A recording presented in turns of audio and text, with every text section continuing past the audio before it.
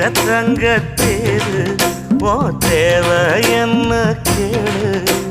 வெடல புள்ள நானும் ஒரு விவரம் கேட்க வேணும் தன்னானே தாமரப்பு புள்ள தள்ளாடும் தண்ணி இல்ல தாமர பூத்திருச்சே மாமா தாவணி வாங்கி வாங்க ஊரெல்லாம் கூட்டிக்கிட்டு வருவேனே